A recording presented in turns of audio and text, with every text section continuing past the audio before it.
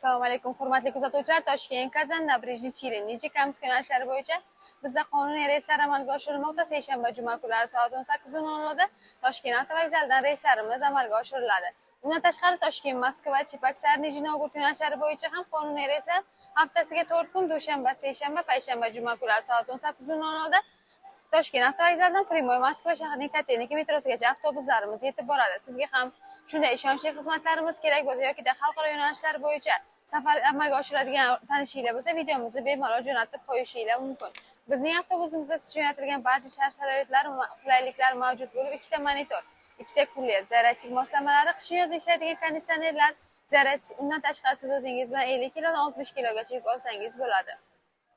Shoshiling, biletlarimiz soni cheklangan. Tanlovda adashmang, biz bilan bog'laning. Instagram, YouTube, Telegram, WhatsApp kanallarimiz ham ishlab turibdi. Ularga yozsangiz ham joylaringizni onlayn bron qilib qo'ysangiz bo'ladi.